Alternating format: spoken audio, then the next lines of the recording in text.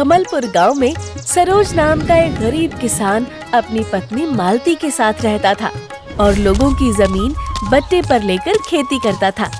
एक रोज उसकी पत्नी ने दुखी मन से कहा, सुनिए जी, घर में अनाज का एक भी दाना नहीं है। आज खेत पर जाइएगा तो सेठ से जरूर कुछ पैसे के लिए कहिएगा। अच्छा, आज जाकर सेठ से कुछ पैसे के लिए कहूँगा।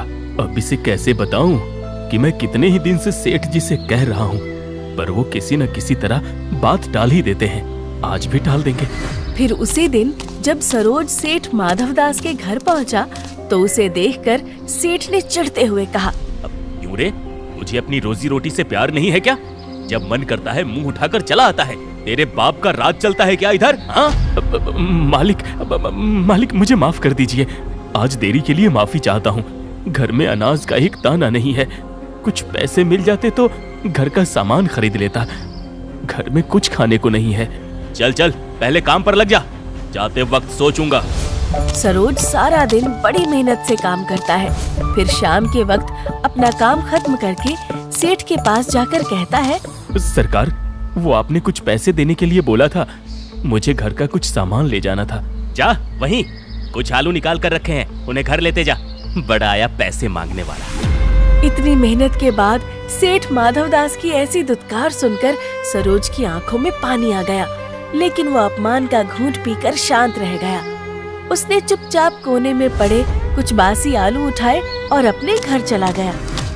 देख लिया उस दुष्ट सेठ से कहने का नतीजा, बस यही आलू दे दिया उसने। मालती ने मन में कुछ सोचा और आलू लेकर किचन में चली गई। थोड़ी देर में जब वो बाहर आई तो उसके हाथ में कुरकुरे और स्वादिष्ट चिप्स से सजी हुई एक प्लेट थी। अरे वाह वाह, मुंह में तो पानी आ गया। अभी के लिए तो इन्हें ही खाकर सो जाते हैं, कल सुबह कहीं दूसरा काम देखिएगा। मुझे ऊपर वाले पर पूरा भरोसा है, हमारे साथ कुछ ना कुछ जरूर अच्छा होगा। सरोज सोते वक्त कुछ सोच रहा था, फिर उसे कब गहरी नींद आ गई उसे पता ही नहीं चला। दूसरे रोज सुबह मालती का भाई बिरजू पास ही के गांव में आया हुआ था। अरे आओ आओ बिरजू, बड़े दिनों बाद आना हुआ, आओ बैठो। सुनिए, आप जरा अंदर आइए। सरोज जब अंदर गया तो मालती ने धीमी आवाज में कहा, अब इसे क्या खिलाएंगे? घर में तो हमारे खाने के भी लाले पड़े हैं, अनाज का एक दाना भी नहीं है। अरे तुम्हें याद नहीं है कल रात की बात? मैं इतने गुस्से में था, तुमने जो करारे और स्वादिष्ट चिप्स बनाए थे खाकर मजा आ गया था और मेरा गुस्सा एकदम से गायब हो गया था। वही चिप्स बना दो। ठीक है। मालती झटपट किचन में गई और वही कुरकुरे और स्वादिष्ट चिप्स बनाकर ले आई। बिरजू चटकारे लेकर चिप्स खाने लगा। उसे चिप्स का स्वाद इतना पसंद आया कि प्लेट में उसकी लार टपक गई। अरे बिरजू, आराम से खा भाई, सब तुझे ही खाना है। लगता है भैया आपको चिप्स बहुत पसंद आए। अरे वाह वाह वाह वाह वाह, क्या बढ़िया स्वाद है आपके हाथों में दीदी। क्या बढ़िया चिप्स बनाए हैं। इनमें आपने ऐसा क्या डाला है कि ये इतने कुरकुरे और स्वादिष्ट बने हैं? हाँ, जितना भी खाते जाओ मन ही नहीं भरता। इसका राज मुझे भी बताइए ना। अरे मैंने ऐसा कुछ भी नहीं डाला है, बस पहले कुछ मसाले जैसे नमक, लाल मिर्च, चाट मसाला पाउडर सबको मिलाया और फ्राई कर दिया। मैंने इसे थोड़ी देर रहने दिया। कुछ देर के बाद मैंने इसे दोबारा से डीप फ्राई कर लिया, जिससे ये गोल्डन और इतने कुरकुरे हो गए। दीदी, आपके हाथ से बने इन कुरकुरे चिप्स के आगे मार्केट वाले चिप्स का स्वाद भी फेल है। मुझे तो आपने अपनी सीक्रेट रेसिपी बता दी, पर अब किसी से मत बताना। फिर बिरजू ने थोड़ी देर सोचने के बाद कहा, जब आपके हाथों में इतना अच्छा हुनर है तो आप लोग इसे अपने कारोबार का जरिया क्यों नहीं बनाते? बिरजू की बात को सरोज और मालती ने हंसी में टाल दिया। उसी रात सोते हुए सरोज बिरजू की बात सोच रहा था। बिरजू कह तो सही रहा था, मुझे भी उस दिन वो चिप्स बहुत पसंद आए थे, आज उसे भी बहुत पसंद आए। अब मुझे वक्त बर्बाद नहीं करना चाहिए। हो सकता है ये भगवान का इशारा हो। मैं सुबह ही सेठ से पैसे लेकर आऊंगा और ऊपर वाले का नाम लेकर धंधा शुरू कर दूंगा। जो होगा आगे देखा जाएगा। अगली सुबह सरोज अपने सेठ माधवदास के पास गया और बोला, सेठ जी, इतने दिन आपके यहाँ नौकरी की है मैंने, उसके बदले में कुछ रकम अगर उधार मिल जाती तो बड़ी मेहरबानी होती। मैं खुद का चिप्स का धंधा शुरू करना चाहता हूँ। अरे रे, देखो तो मालिक साहब अपना धंधा शुरू करेंगे। अबे तेरी मती मारी गई है क्या? हाँ, कहाँ से आ रहे हैं तुझे ऐसे बेतुके ख्याल? सेठ जी, आप ही लोगों की छत्र छाया में हम जैसे गरीब भी पल रहे हैं। मुझ जैसे गरीब को पैसे देने से आपको आपके पैसे तो मिलेंगे ही, साथ ही साथ मेरे परिवार की दुआ भी लगेगी। सुबह का पहर है सेठ जी, मना मत करिएगा। थोड़ी देर मन में सोचने के बाद सेठ माधवदास ने कहा, पछताओगे बहुत। अच्छे आदमी हो इसलिए कह देता हूँ, अभी भी समय है। फालतू के काम छोड़ो और मेरे यहाँ खेती ही करो। मालिक, मैं अपना इरादा पक्का करके आया हूँ। सेठ माधवदास पूरे गांव में अपने से ज्यादा पैसे वाला किसी को नहीं बनने देना चाहता था। उसे समझ आ गया था कि सरोज का इरादा पक्का है। पैसे वो नहीं देगा तो कोई और दे देगा। इसलिए सेठ ने सोचा, इस गधे को समझाना बेकार है, मुझे मौके का फायदा उठाना चाहिए। दे ही देता हूँ इसे ब्याज पर पैसे। जब ये समय पर लौटा नहीं पाएगा तो 2 गुना ब्याज लाठी डंडों से वसूल करने में बहुत मजा आएगा। हाँ, ले जा, पर समय पर इन्हें वापस कर देना, वरना मेरे पैसे मेरे आदमी ही वसूलने जाएंगे। बड़ी कृपा माई बाप, मैं जल्द ही वापस कर दूंगा। पैसे लेकर सरोज वहाँ से चला गया। पैसे संभाल कर रखते हुए सरोज बाजार की ओर जल्दी जल्दी तेज कदमों से बढ़ा। फिर बाजार में आलू की दुकान के सामने पहुंचकर बोला, अरे भैया, आलू की कुल 5 बोरियां दे दो।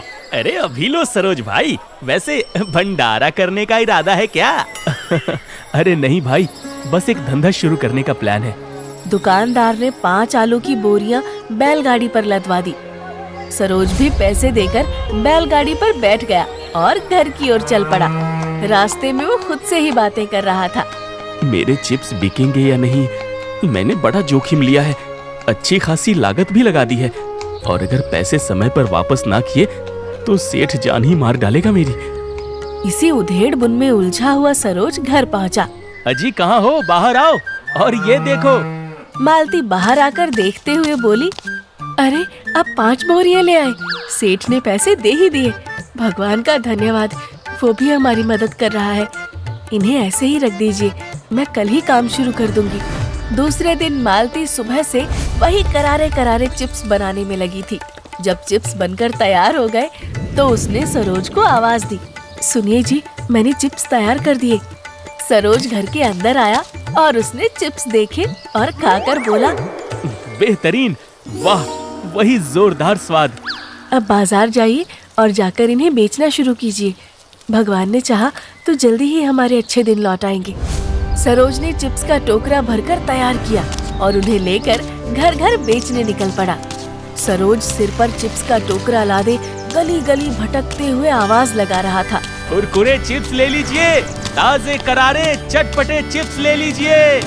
सरोज ने घर के बाहर बैठी एक औरत से कहा, भाभी जी, घर के बने हुए बिल्कुल करारे स्वादिष्ट चिप्स चाहिए? अरे नहीं नहीं भैया, हमें कुछ नहीं चाहिए, आप कहीं और जाकर देखिए। सरोज ने दूसरे घर के सामने अपना टोकरा उतारते हुए कहा, बहुत स्वादिष्ट और कुरकुरे चिप्स हैं दीदी, अब इन्हें खाकर देखिए। दूसरी औरत ने उसके टोकरे को देखते हुए मुंह बनाकर हंसते हुए कहा, अरे इस गंदे और अनहाइजीनिक कूड़े को जो भी खाएगा उसकी तबीयत खराब हो जाएगी, मैं तो भूल कर भी न लूं। इतना बोलकर वो अंदर चली गई। उधर घर घर घूमकर जब सरोज को निराशा के सिवा कुछ नहीं हाथ लगा तो अंत में उसने सोचा, बस यही एक अंतिम घर बचा है, यहाँ भी देख लेता हूँ। चिप्स ले लो, करारे और कुरकुरे चिप्स, एक बार खाओगे तो स्वाद याद रह जाएगा। पापा, मुझे वो अंकल के चिप्स खाने हैं। बेटा, ये तो किसी पैकेजिंग में भी नहीं है, ना तो कोई नाम ही है। इनको खाओगे तो तुम्हारी तबीयत खराब हो जाएगी। उनकी बातें सुनकर बेचारा सरोज अपना सा मुंह लेकर वापस घर आ गया, पर उसने हार नहीं मानी। उस रात खा पी कर तो वो सो गया, पर अब उस पर पैकेजिंग का भूत सवार हो चुका था। अगली सुबह सरोज दोबारा सेठ के पास जाकर कुछ और रुपए उधार मांग लाया और उनकी पैकेजिंग करानी शुरू कर दी। चिप्स का नाम आपने स्टार चिप्स ही क्यों रखा जी? क्योंकि चिप्स बनाते समय मैंने तुम्हारी आंखों में एक चमक देखी थी मालती, इसलिए मैंने इसका नाम स्टार चिप्स रखा। देखना, एक दिन दुनिया की टॉप कंपनी होगी स्टार चिप्स। भगवान आपकी मनोकामना पूरी करे।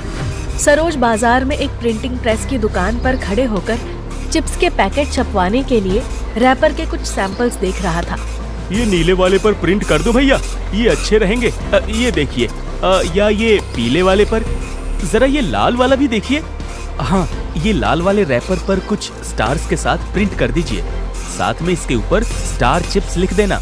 प्रेस वाले ने उसे रैपर का बंडल दिया, जिसे लेकर सरोज घर आ गया। सरोज ने खाली पैकेट्स में मालती की मदद से सारे चिप्स भर दिए और उन्हें बाजार में बेचने निकल पड़ा। बहुत अच्छी कंपनी के चिप्स लाया हूँ भैया, अपनी दुकान में रख कर देखिए कितनी तेजी से बिकते हैं। अरे हमें नहीं मालूम ये कौन सी कंपनी है भैया, इसे कोई मांगता भी नहीं है, तो खरीद कर हम खुद ही थोड़ी खाएंगे हैं? सरोज बेचारा निराश होकर दूसरी दुकान पर गया। अरे ये लाजवाब चिप्स नहीं खरीदोगे भैया? अरे नहीं नहीं भैया, हमें कुछ नहीं चाहिए। वैसे भी ये कुरकुरे मुरकुरे बहुत खरीद रखा है हमने, पर गांव में भी अब ब्रांड चलता है। हाँ, बेचारा सरोज बहुत दुखी हुआ और मायूसी से घर लौट आया।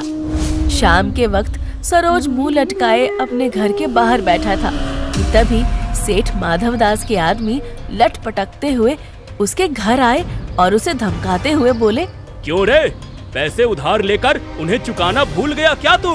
बस कुछ दिन और रुक जाइए भैया, मैं सेठ जी के पूरे पैसे चुका दूंगा। सेठ के आदमी ने सरोज की एक नहीं सुनी, उसे गांव वालों के सामने पीटने के साथ साथ उसके घर का सारा सामान भी बाहर फेंक दिया। आप चिंता मत कीजिए, भगवान ने चाहा तो एक दिन हमारा कारोबार चलेगा भी और अपना नाम भी बनाएगा। फिर ये माधवदास सेठ आपके सामने कुछ नहीं होगा। इस घटना को कुछ दिन गुजर गए। सब कुछ सहते हुए भी सरोज ने हार नहीं मानी। एक दिन उसके घर उसका साला बिरजू आया हुआ था। क्या करूं यार बिरजू, मैं सब कुछ करके हार गया, फिर भी मेरे चिप्स ना जाने क्यों नहीं बिक रहे हैं। अरे जीजा जी, आपको घर घर जाकर बेचने की जरूरत नहीं है, आप कुछ नया आइडिया लगाइए ना, जो थोड़ा नए जमाने का हो और आपका कारोबार भी चलने लगे। अच्छा, और मैं ऐसा क्या करूं बिरजू कि मेरा कारोबार अच्छा चलने लगे? जीजा जी, आप गांव के 10 लोगों को घर बुलाकर कुछ पैसे दे दीजिए और उनसे कहिए वो लोग गांव की हर दुकान पर बारी बारी जाएं और उनसे स्टार चिप्स के पैकेट ही मांगे। अगर दुकानदार कोई दूसरा चिप्स का पैकेट दे तो ना खरीदे। ये मार्केटिंग का नया फंडा है। चलो भाई, अभी तक हमने अपने अनुसार बेचकर तो देख लिया, एक बार तुम्हारे आइडिया से भी बेच कर देखते हैं। सरोज को भी बिरजू का नया आइडिया पसंद आया था, इसलिए बिरजू ने जैसा कहा उसने वैसा ही किया। अरे आज कुछ 2-3 लोग आए थे जो स्टार चिप्स ही मांग रहे थे। अब तो ये चिप्स खरीदना ही पड़ेगा। कोई बेचने आए तो बताना, ठीक है? हाँ भैया, 2-3 लोग तो आज हमारे यहाँ भी आकर स्टार चिप्स ही मांग रहे थे। अरे हाँ, याद आया, वो आता है ना एक आदमी थैला लेकर वो स्टार चिप्स बेचने, अब आएगा तो बताऊंगा आपको। आने वाले कुछ ही दिनों में सरोज द्वारा दुकानों पर भेजे गए नकली ग्राहकों की वजह से उसकी बिक्री बढ़ने लगी थी। एक शाम बाजार से घर आकर सरोज ने कहा, आज तो बहुत अधिक बिक्री हुई है मालती, मैं बहुत खुश हूँ। आज अच्छी कमाई हुई है, अब हम जल्दी ही सेठ के पैसे चुका देंगे। वैसे भी उसका दिया हुआ वक्त भी पूरा होने वाला है। कुछ दिनों बाद जब सरोज ने अच्छे पैसे कमा लिए तो मालती के साथ सेठ माधवदास के पास जाकर उसका सारा पैसा ब्याज सहित वापस देते हुए बोले, सेठ जी, ये आपके पैसे। मेरा कारोबार अच्छा चल रहा है, मैं मानता हूँ पैसे चुकाने में जरा देर हो गई, पर हमने बेईमानी नहीं की। वैसे भी आपने हमारे साथ जो हिंसा करवाई थी, मुझे तो उसका भी मूल सहित ब्याज चुकाना चाहिए। पर जाने दीजिए, हम आपकी तरह 2 कौड़ी के इंसान नहीं हैं। हाँ सेठ जी, आपने हमारे साथ अच्छा नहीं किया। हम गरीब जरूर थे पर चोर नहीं। वक्त आने पर आपको उस दिन के अपमान का बदला भी चुकाना पड़ सकता है। अरे जाजा, बहुत देखे हैं तेरे जैसे कारोबार करने वाले। सबका धंधा ऐसे चल निकले ना तो सब अमीर ना हो जाए। आया बड़ा। अब सरोज ने थोड़ा भरोसा मिलने के कारण अपनी मेहनत दुगनी कर दी थी। धीरे धीरे उसकी और उसके घर की हालत भी काफी सुधर गई थी। मालती, अब क्वालिटी और टेस्ट के कारण धीरे धीरे मार्केट में सिर्फ स्टार चिप्स का ही नाम दिखने लगा है। लोग अब कोई और चिप्स का पैकेट खरीदते ही नहीं हैं। रात के वक्त घर के अंदर मालती और सरोज लेटे हुए थे। तभी सरोज ने कहा, मैं देखता हूँ गांव में मेरी ही तरह कई लोग हैं जिनकी हालत कुछ ठीक नहीं है। सभी काम की तलाश में है, पर उन्हें कोई अच्छे रुपए नहीं देता। सोचता हूँ उन्हें काम पर रख लूं। आप सही सोच रहे हैं, लोगों को काम पर रख लीजिए। इससे गांव में रोजगार भी बढ़ेगा और हमारी कंपनी का नाम भी। सरोज ने धीरे धीरे गांव के कई लोगों को काम देना शुरू किया और अपना खुद का एक छोटा सा कारोबार जमाया। अब आप लोगों के पास दो रास्ते हैं, या तो आप बाजार जाकर पैकेट वाला चिप्स खा सकते हैं, या फिर डायरेक्ट जहाँ से वो कुरकुरे चिप्स छनकर तुरंत निकल रहे हैं वहाँ से बिल्कुल ताजे खा सकते हैं। अरे वाह वाह भैया, ये तो बहुत तगड़ा आइडिया है। हम तो बिल्कुल ताजे और कुरकुरे चिप्स ही खरीदेंगे। अरे जब हम लोग डायरेक्ट कुरकुरे चिप्स की ओरिजिनल दुकान पर जाकर ही चिप्स खा सकते हैं तो पैकेट के क्यों खाने हैं? हाँ हाँ बिल्कुल सही, बिल्कुल सही। हाँ भैया सही कह रहे हो। कुछ सालों बाद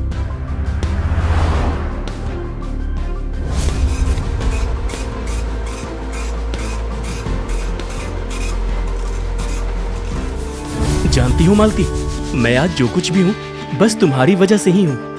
मैंने तो बस चिप्स बनाए, पर इस कंपनी में खून पसीने की मेहनत तो आपकी लगी है ना। दोनों ने एक दूसरे का हाथ पकड़कर मुस्कुराते हुए देखा और स्टार कंपनी के ग्रैंड दरवाजे से अंदर चले गए।